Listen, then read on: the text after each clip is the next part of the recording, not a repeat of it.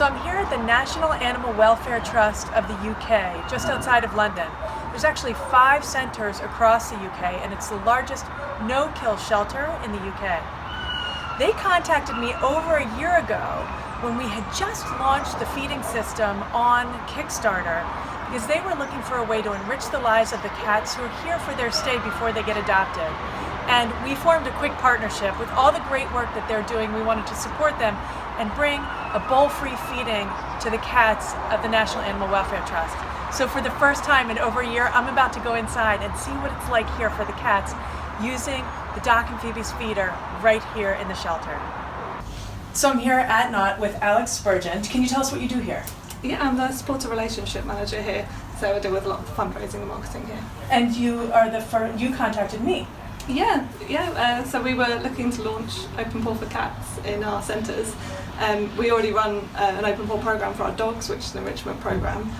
And so we met with some behaviourists on how we could develop that and make it suitable for the cats. And one thing that came out of our discussions was that cats really need to hunt. So we were looking for a feeder that would allow the cats to express natural behaviours, and that's when we found your product. So tell me your name. I'm Jackie. And what do you do here at NAWT? I'm the centre manager of the centre. And so how long have you been using the feeders? Oh, I don't know, how long? 6 months? 6 months or so? Well, as soon as we got them. And how do you think it's changed the cats? It stimulates them. So they're interacting with it, they're looking forward to it, they're more interested in it. It gives them something to do, it makes it fun. And do you think that I see a big difference. They're getting adopted faster?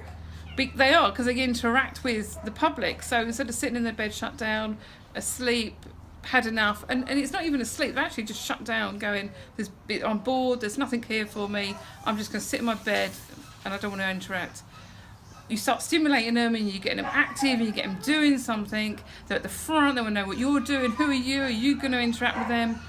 And that interaction then gets the home, because that's what we are as humans, aren't we? We're visual, so we see a cat comes up and says hello, and then we want to know it, we want to talk to it, and that gets the home. So you see a lot of cats? Maybe, yes. And how do you feel now that you've instituted the Open Paw and the mice feeders? How do you think the cats are different, or are they not different? Oh, we see a big change in some of them. Some of the cats are quite shy.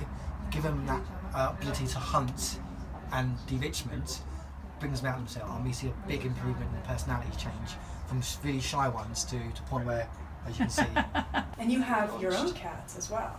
I do, yeah. I How have many? One cat. One cat, okay. Yeah. And you use it at home?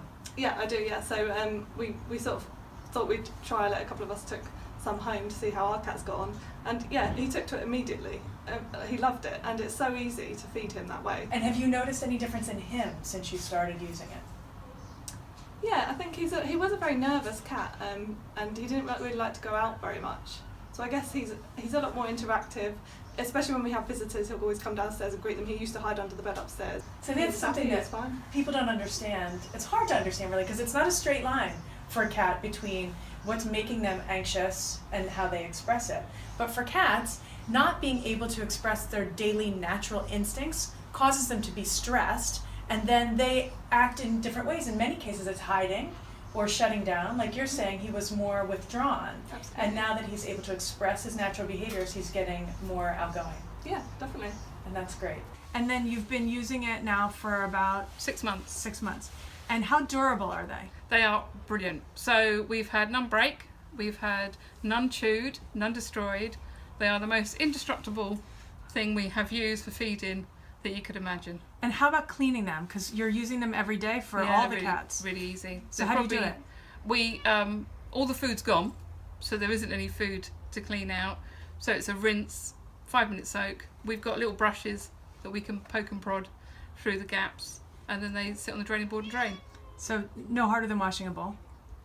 Probably a bit easier, because sometimes they stick around the edge of the bowls. Because most people with a bowl would feed wet, whereas rather than dry. How much longer does it take you than when you used to fill the bowl?